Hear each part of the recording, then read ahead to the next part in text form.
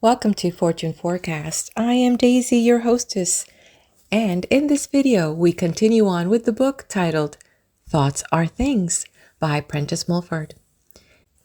If you're new to the channel and you just found us at this video, please feel free to visit my book playlist and access previous chapters there and browse around, see what else you might find of interest. Okay, so what about that previous chapter?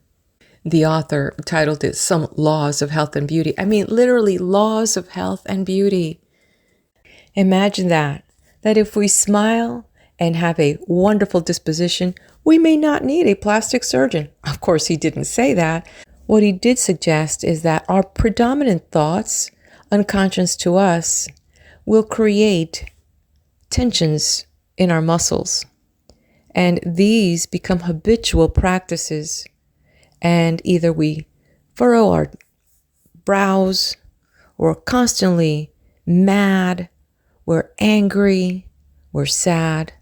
These muscles, because that's our state of thinking, will begin to just naturally be in that pose.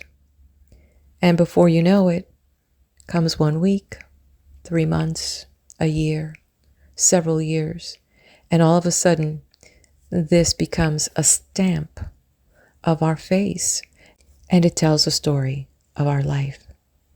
So I would say, let's think happy thoughts. Let's smile a little bit more. I don't know if you've heard this, but there's such a thing called laughter yoga. And in this philosophy, 5 minutes of laughing actually builds up your immune system and reduces stress. Oh my, that might be something we all need to look into, right? All right, let's move on to our next chapter. 8. Museum and Menagerie Horrors. A menagerie of beasts and birds means a collection of captured walking and flying creatures taken from their natural modes of life, deprived permanently of such modes, and suffering more or less in consequence.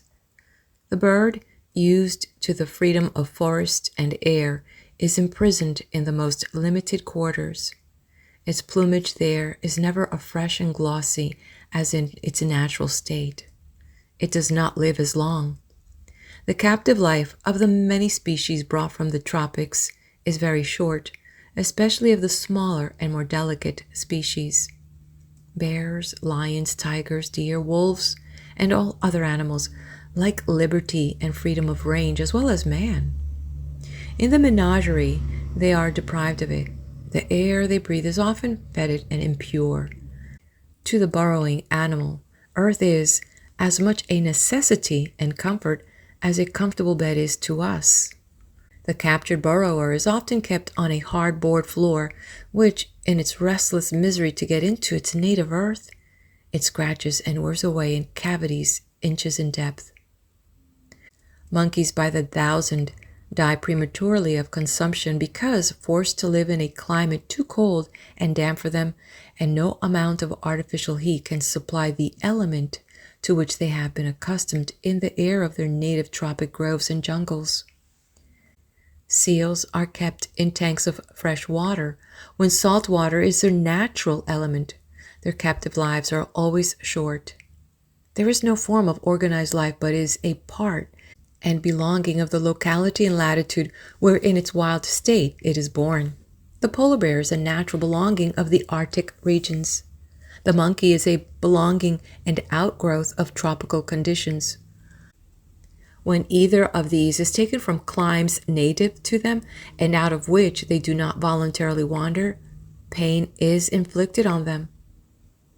Go to the cheap museum, now so plentiful, and regard the bedraggled plumage and apparent sickly condition of many of the birds, native of distant climes, imprisoned there. You see them but for an hour, return in a few months, and you will not find them. What has become of them?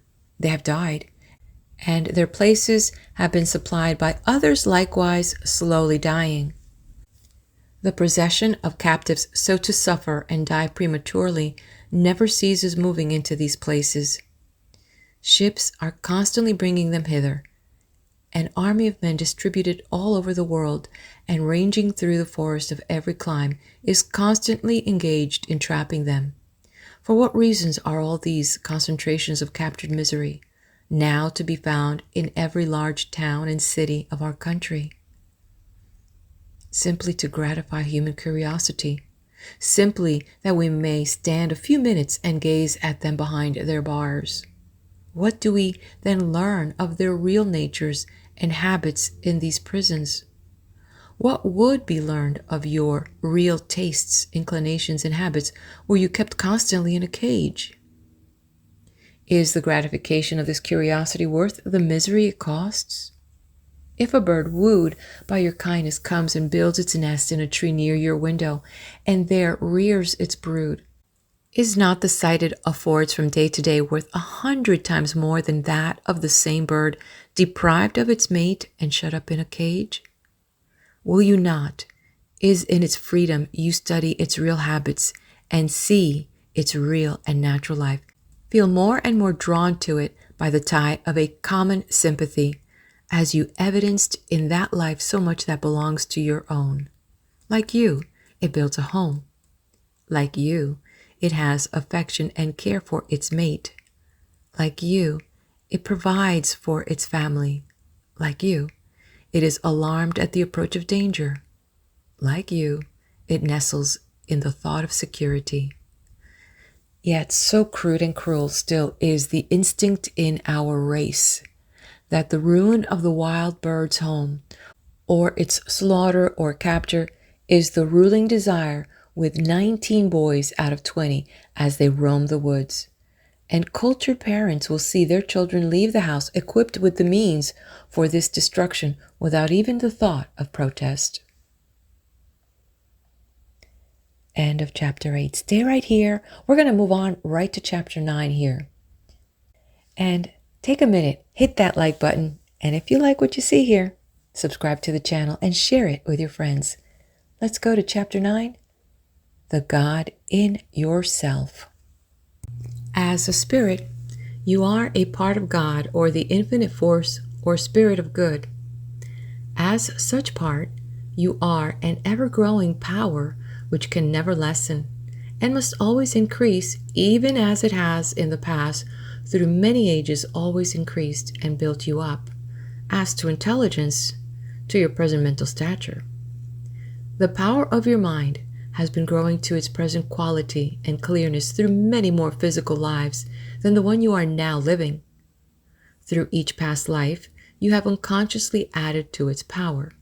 Every struggle of the mind, be it struggle against pain, struggle against appetite, struggle for more skill in the doing of anything, struggle for greater advance in any art or calling, struggle and dissatisfaction at your failings and defects. It is an actual pushing of the spirit to greater power and a greater relative completion of yourself, and with such completion, happiness. For the aim of living is happiness.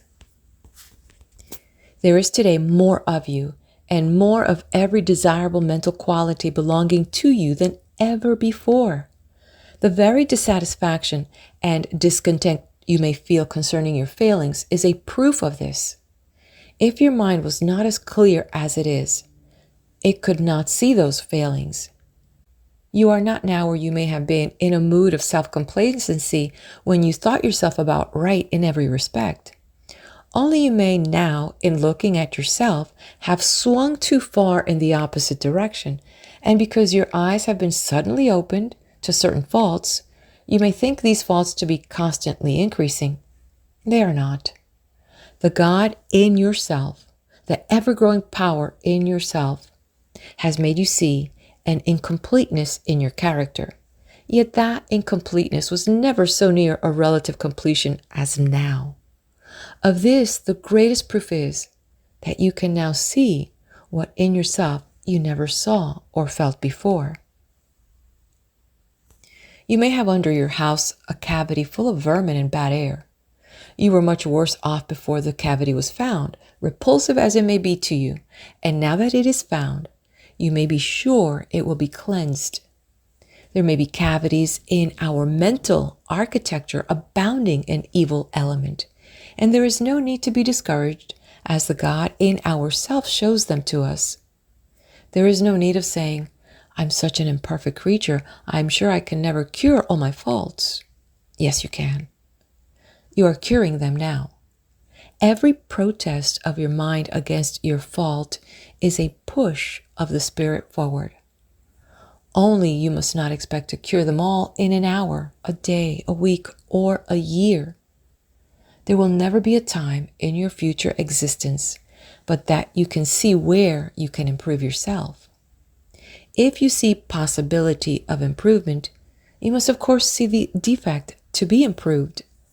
Or in other words, you see for yourself a still greater completion, a still greater elaboration, a finer and finer shading of your character, a more and more complicated distribution of the force always coming to you. So you will cease this fretting over your being such an imperfect creature when you find, as you will, that you are one of the temples of God, ever being built by yourself into every increasing splendor. No talent of yours ever stops growing any more than the tree stops growing in winter. If you are learning to paint or draw or act or speak in public or do anything, and cease your practice entirely for a month or a year or 2 years, and then take it up again, you will find after a little that an increase of that talent has come, that you have new ideas concerning it, and new power for execution. You ask, what is the aim of life? In a sense, you cannot aim your own life. There is a destiny that aims it, a law which governs and carries it. To what? To an ever-increasing and illimitable capacity for happiness as your power increases, and increase it must. You cannot stop growing despite all appearances to the contrary. The pain you have suffered has been through that same growth of the Spirit pressing you harder and harder against what caused you misery, so that at last you should take that pain as a proof that you were on some wrong path, out of which you must get as soon as possible. And when you cry out hard and are in living earnest to know the right way, something will always come to tell you the right way. For it is a law of nature that every earnest call is answered, and an earnest demand or prayer for anything always brings the needed supply. What is the aim of life? To get the most happiness out of it, to so learn to live that every coming day will be looked for in the assurance that it will be as full and even fuller of pleasure than the day we now live in. To banish even the recollection that time can hang heavily on our hands.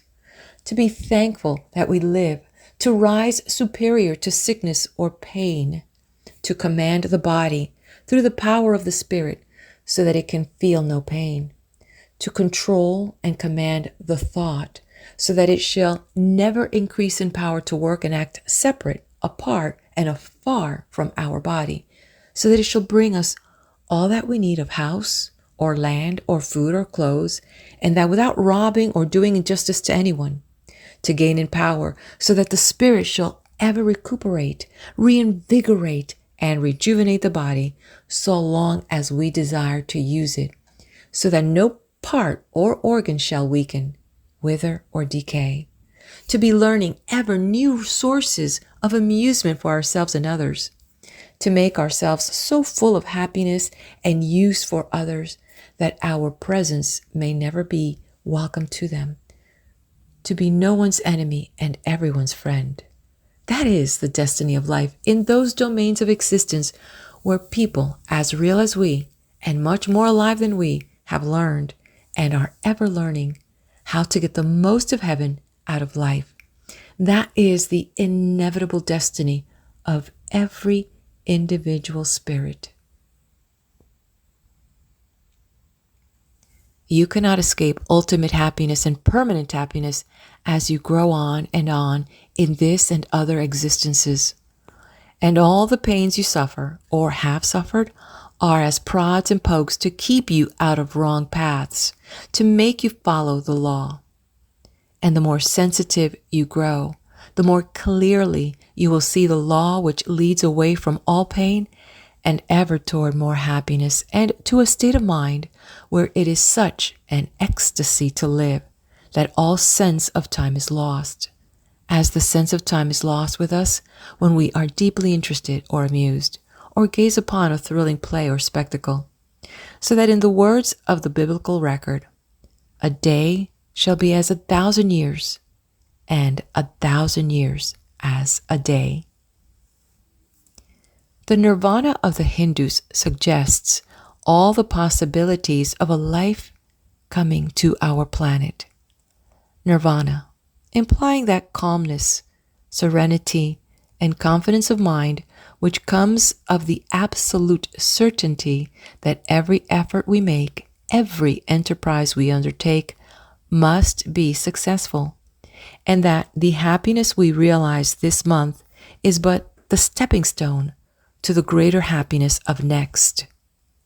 If you felt that the trip of foreign travel you now long for and wish for was a certain to come, as now you are certain that the sun rose this morning, if you knew that you would achieve your own peculiar and individual proficiency and triumph in painting or oratory, or as an actor or sculptor, or in any art, as surely as now you know you can walk downstairs, you would not, of course, feel any uneasiness. In all our relatively perfected lives, we shall know this because we shall know for an absolute certainty that when we concentrate our mental force or thought on any plan or pursuit or undertaking, we are setting at work the attractive force of thought substance to draw to us the means or agencies or forces or individuals to carry out that plan, as certainly as the force of muscle applied to a line draws the ship to its pier. You worry very little now as to your telegram reaching its destination because while you know next to nothing as to what electricity is, you do know that when it is applied in a certain way, it will carry your message. And you will have the same confidence that when your thought is regulated and directed by a certain method, it will do for you what you wish. Before men knew how to use electricity, there was as much of it as today, and with the same power as today. But so far as our convenience was concerned, it was quite useless as a message bearer. We lacked knowledge to direct it. The tremendous power of human thought is with us all today, very much in a similar condition. It is wasted because we do not know how to concentrate and direct it. It is worse than wasted because through ignorance and lifelong habit, we work our mental batteries in the wrong direction and send from us bolt after bolt of ill will towards others, or enviousness, or snarls, or sneers, or some form of ugliness. All this being real element wrongly and ignorantly applied, which may strike and hurt others, and will certainly hurt us. Here is the cornerstone of all successful effort in this existence or any other.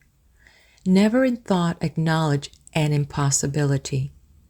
Never in mind reject what to you may seem the wildest idea with scorn, because in so doing, you may not know what you are closing the door against.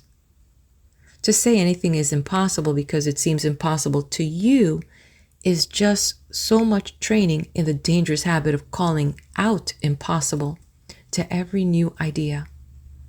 Your mind is then a prison full of doors, barred to all outside, and you the only inmate. All things are possible with God. God works in and through you. To say impossible as to what you may do or become is a sin, It is denying God's power to work through you. It is denying the power of the infinite Spirit to do through you far more than what you are now capable of conceiving in mind. To say impossible is to set up your relatively weak limit of comprehension as the standard of the universe. It is as audacious as to attempt the measurement of an endless space with a yardstick.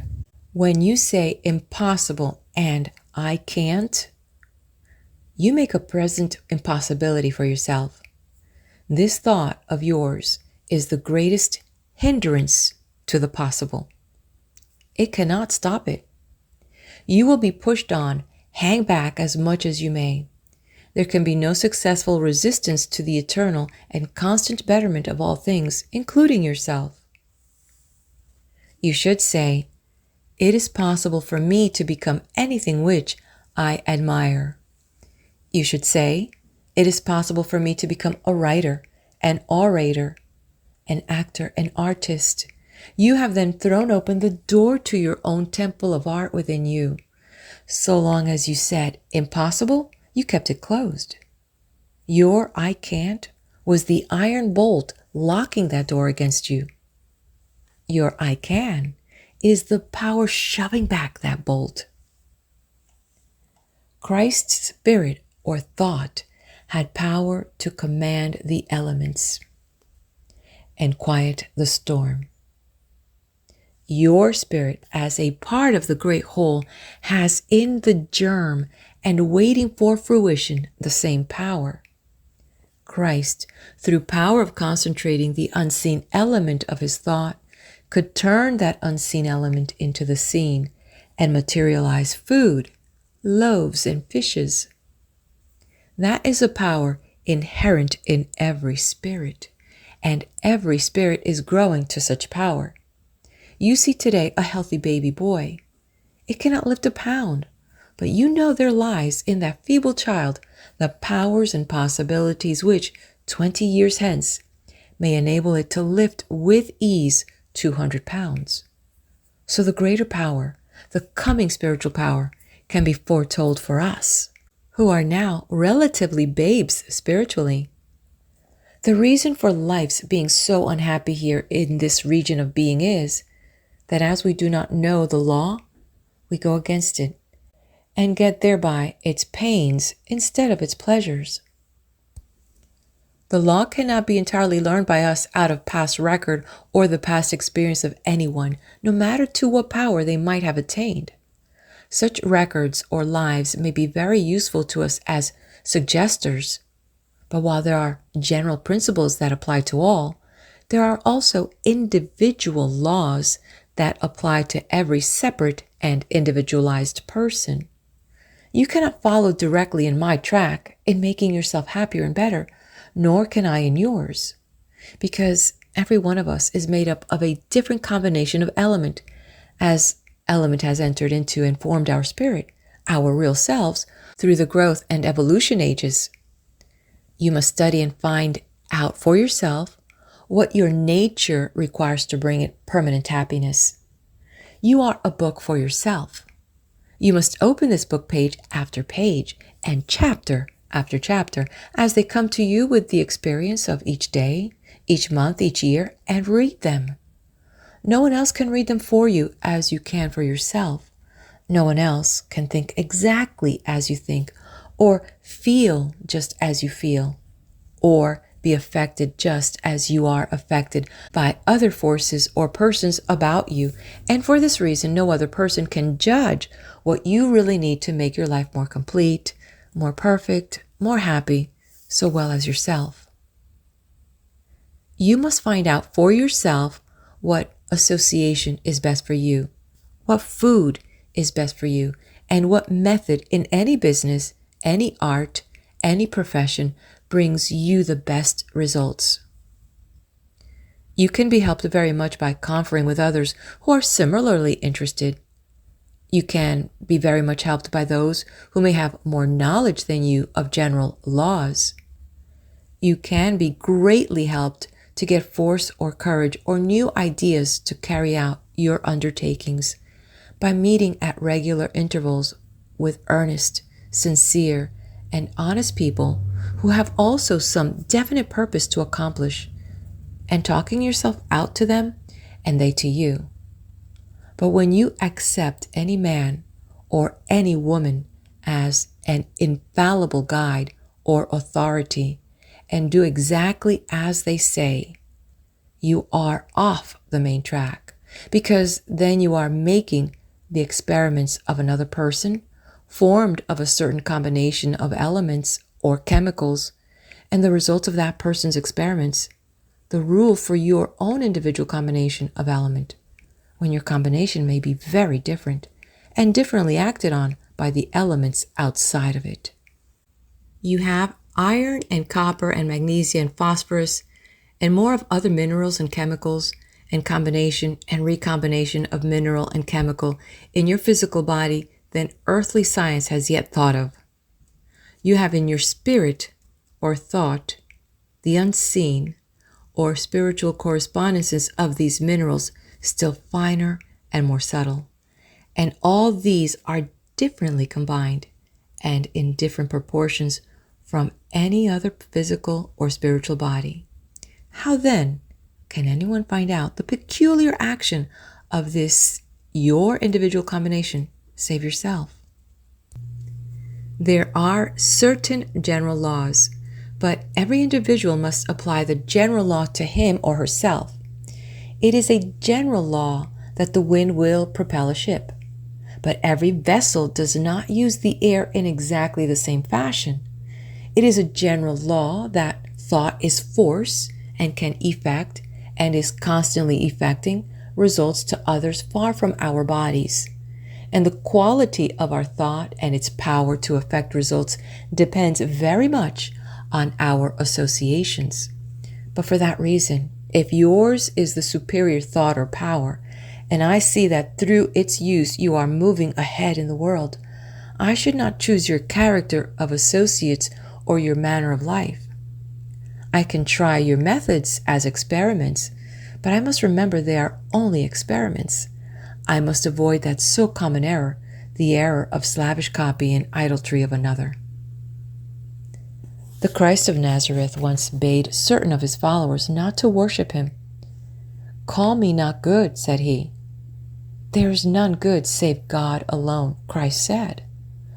"I am the way and the life," meaning, as the text interprets itself to me, that as to certain general laws of which he was aware, and by which he also, as a spirit, was governed, he knew and could give certain information. But he never did assert that his individual life, with all the human infirmity or defect that he had taken upon him, was to be strictly copied. He did pray to the infinite Spirit of good for more strength and deliverance from the sin of fear, when his spirit quailed at the prospect of his crucifixion.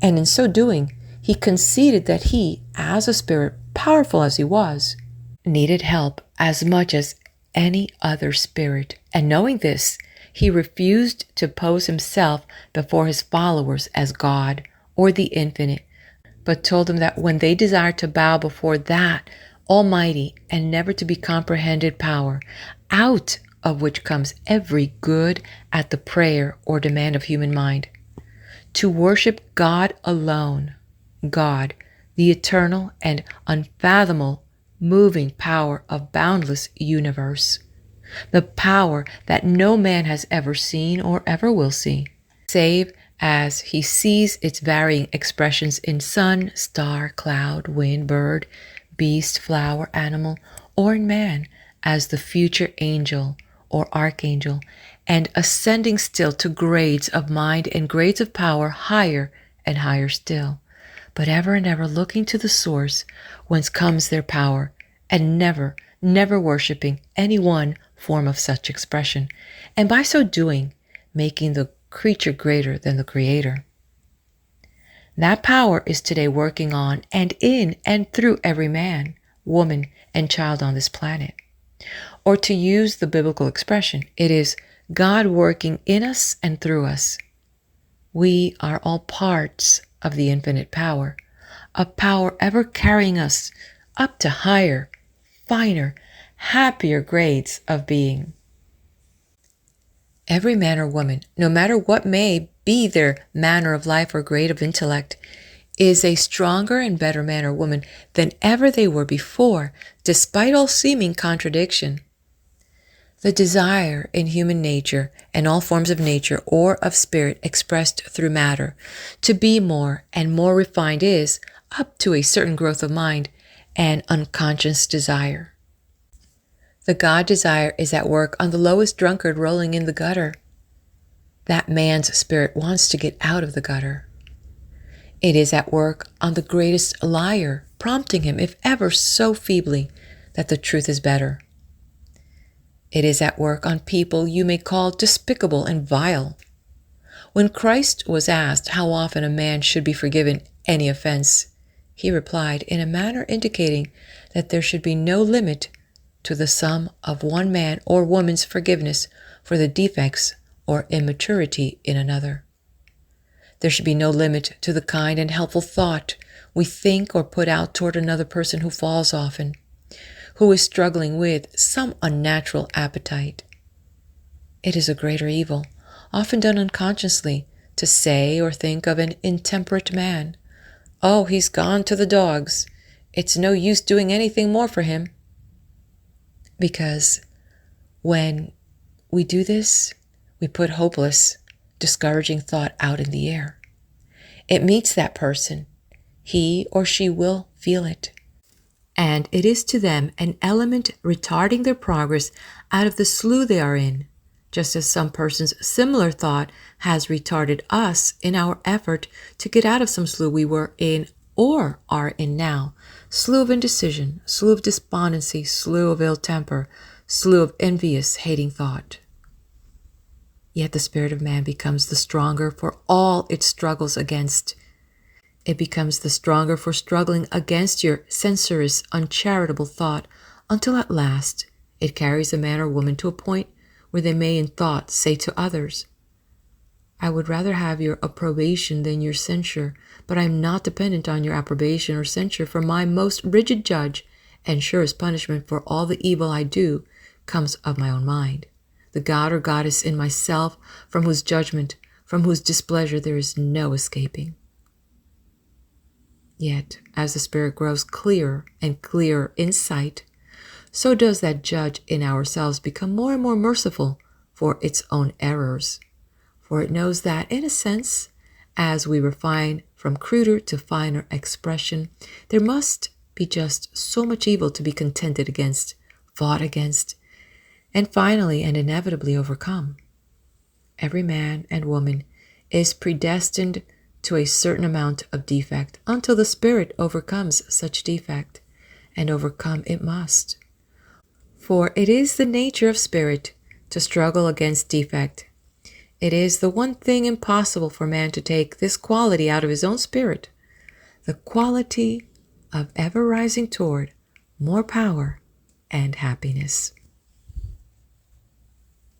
If you make this an excuse to sin or commit excess or lie or steal or murder and say, "I can't help it, I'm predestined to it," you will be punished all the same, not possibly by man's law, but by natural or divine law, which has its own punishments for every possible sin, for murder or lust or lying or stealing or evil thinking or gluttony.